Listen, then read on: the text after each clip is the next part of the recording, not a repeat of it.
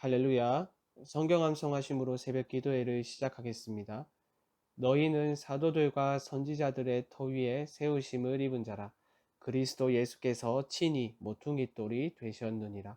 그의 안에서 건물마다 서로 연결하여 주 안에서 성전이 되어가고 너희도 성령 안에서 하나님이 거하실 처소가 되기 위하여 그리스도 예수 안에서 함께 지어져 가느니라. 아멘. 하나님의 말씀은 이사야 54장 1절로 17절의 말씀입니다. 제가 읽을 때에는 9절과 10절의 말씀을 읽도록 하겠습니다. 이는 내게 노아의 홍수와 같도다. 내가 다시는 노아의 홍수로 땅 위에 범람하지 못하게 하리라 맹세한 것 같이 내가 내게 노하지 아니하며 너를 책망하지 아니하기로 맹세하였노니 산들이 떠나며 언덕들은 옮겨질지라도 나의 자비는 내게서 떠나지 아니하며 나의 화평의 언약은 흔들리지 아니하리라. 너를 긍휼히 여기시는 여호와께서 말씀하셨느니라. 아멘. 오늘 본문은 매우 확신에 찬 어조로 이스라엘의 회복을 말합니다. 약속의 땅에서 쫓겨난 이스라엘은 현재 포로의 신분으로 비참한 삶을 살아가고 있습니다. 하나님이 주신 약속의 땅은 더러운 이방인에 의해서 유린되었고 거룩한 성전은 무너지고 말았습니다. 이제 이스라엘은 이방인의 조롱거리가 되었고 수치와 부끄러움을 경험하게 되었습니다. 하지만 조롱과 멸시 그리고 수치와 부끄러움이 하나님의 백성이 경험할 결말이 아닙니다. 하나님은 반드시 자기 백성을 회복시키셔서 슬픔을 기쁨으로, 한숨을 기도로, 신음을 찬송으로 바꾸시는 역전의 하나님이시며 또한 능히 그렇게 하실 능력이 있으신 능력의 하나님이십니다. 오늘 본문에서 우리는 자기 백성의 상황을 바꾸시는 역전의 하나님을 만날 수 있는데요. 오늘 본문을 자세히 보시면 현재 이스라엘이 경험하고 있는 그 비참한 현실을 한 여인에 빗대어 설명하고 있습니다. 현재 이스라엘이 매우 비참한 현실을 살아가고 있으니 이스라엘의 현실을 대변하는 그 여인 또한 비참한 현실을 살아가고 있겠죠. 먼저 1절 상반절의 말씀을 보시면 이 여인의 상황을 알 수 있습니다. 이렇게 말하죠. 잉태하지 못하며 출산하지 못한 너, 그리고 산고를 겪지 못한 너라고 말합니다. 이스라엘의 상황을 대변하는 이 여인은 현재 불임의 상태입니다. 고대 근동사회에서 여인에게 자녀가 없다는 것은 매우 부끄럽고 수치스러운 일입니다. 성경을 봐도 그렇죠. 아브라함의 아내였던 사라가 그랬었고 또 한나가 그랬었죠. 또 누가 있습니까? 누가복음에 나오는 사가랴의 아내 엘리사벳이 그랬었죠. 여러분 기억하실 것입니다. 이들 모두가 아이를 가질 수 없다는 그 사실 때문에 괴로워하였고 그로 인하여 고통과 수치, 부끄러움을 경험했다는 것을 말입니다. 그렇다면 본문에 등장하는 이 여인의 현실을 알 수 있겠죠. 절망에 있고 사람들로부터 수치와 부끄러움을 경험했을 것이 분명합니다. 그런데 하나님은 절망 가운데 있는 이 여인을 향하여 두 가지를 명령하십니다. 1절에서는 노래할지어다 라고 명령하시는데 그것도 외쳐 노래할지어다 라고 명령하십니다. 또 2절에서는 이렇게 명령을 하십니다. 내 장막터를 넓히며 내 처소의 휘장을 아끼지 말고 널리 펴되 너의 줄을 길게 하며 너의 말뚝을 견고히 할지어다. 2절의 말씀이 이해되지 않을 수도 있는데요. 당시 여성들은 가족용 장막을 세우고 또 그것을 유지하는 일을 맡았습니다. 그러니까 장막의 터를 넓히라고 하는 것은 무엇을 의미합니까? 가족의 수가 그만큼 늘어난다는 것을 의미하겠죠. 그런데 여러분 생각해 보십시오. 자녀를 낳을 상황에 있는 사람에게 노래하고 장막의 터를 넓히라고 하는 것은 이해가 되는데 불임의 상태에 있는 사람에게 이렇게 명령하는 것이 합리적일까요? 당시 고대 근동 사회에서도 그렇고 성경에서 한 여인의 불임은 스스로의 힘으로 문제를 해결할 수 없는 무능함을 의미합니다. 현대사회처럼 기술의 힘을 빌려 아이를 낳을 수 있는 그러한 시대가 아니었기에 하나님이 개입하지 않으시면 절대 해결되지 않는 문제였습니다. 그렇기에 하나님의 명령들이 너무한 것처럼 보입니다. 상대방의 상황에 전혀 공감하지 못하고 있는 것처럼 보입니다. 마치 괴로운 현실을 억지로 이겨내는 정신 승리를 요구하는 것 같습니다. 그런데 여러분, 하나님은 아무런 근거 없이 무리한 명령을 하지 않으십니다. 문제를 해결해 주지 않으시면서 기쁨으로 노래하라, 장막의 털을 넓혀라 라고 명령하지 않으십니다. 어쩌면 인간의 힘으로 문제를 해결할 수 없는 상황에서 명령을 하시는 것은 하나님이 개입하신다는 것을 의미하겠죠.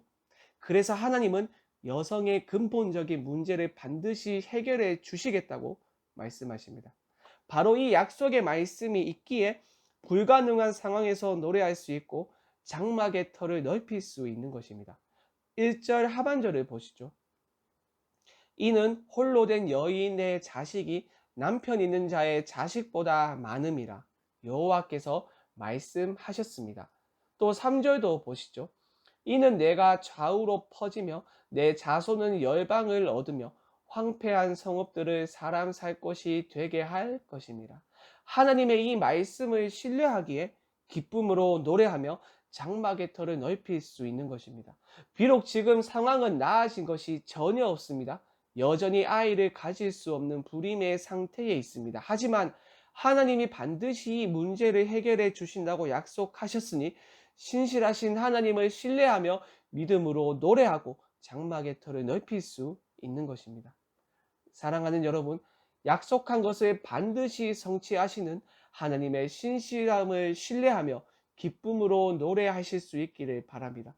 비록 문제가 해결되지는 않았지만 그 문제를 해결하신다고 약속하신 하나님을 신뢰하며 믿음으로 장막의 털을 넓힐 수 있기를 바랍니다.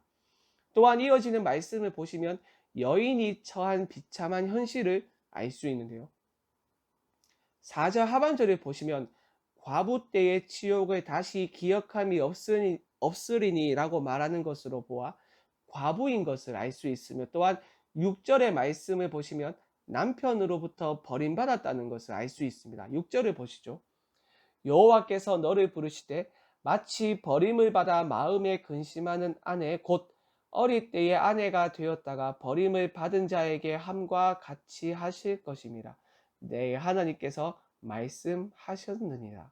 그리고 7절을 보시면 이렇게 말합니다. 내가 잠시 너를 버렸으나 여인은 남편으로부터 버림을 받았습니다. 그것도 의도적으로 말입니다. 남편이 왜 아내를 배척했겠습니까?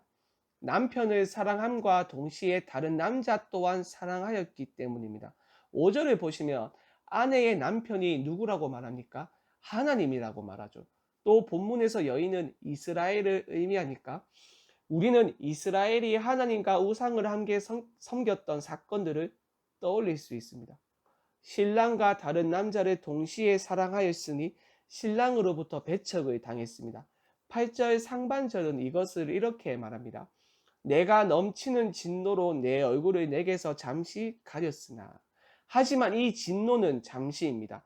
신부의 외도로 신랑은 신부를 버렸으나 이내 관계를 회복합니다. 왜냐하면 신랑에게는 넘치는 긍휼이 있기 때문입니다. 7절 하반절을 보시죠. 큰 긍휼로 너를 모을 것이요. 또한 8절 중반절을 보시죠. 영원한 자비로 너를 긍휼히 여기리라. 신부를 향한 신랑의 분노는 아주 잠깐이지만 사랑은 영원합니다. 자비는 영원합니다. 이 영원한 사랑이 있기에 관계는 다시 회복될 수 있는 것입니다. 만약 사랑이 잠깐이고 진노가 영원하다면 신부에게는 기회가 없습니다. 돌아갈 장소가 없을 것입니다. 잘못했다고 아무리 빌어봤자 돌아오는 것은 사랑을 압도하는 진노뿐입니다. 하지만 하나님은 다릅니다. 신부의 잘못으로 잠깐 진노를 하시지만 이내 진노를 압도하는 큰 사랑으로 용서하시고 품으셔서 다시 사랑의 관계를 회복하십니다. 그렇기 때문에 4절의 말씀에서 명령하는 것처럼 두려워하지 않을 수 있고 놀라지 않을 수 있는 것입니다. 사랑하는 여러분, 우리를 향한 하나님의 마음이 이와 같습니다. 우리의 잘못으로 하나님이 진노하실 수 있지만 그것은 잠깐일 뿐이며 이내 진노를 압도하는 사랑으로 우리를 품으십니다. 그렇기에 우리는 절망 속에서도 외쳐 노래할 수 있으며 두려워하지 않고 놀라지 않을 수 있는 것입니다.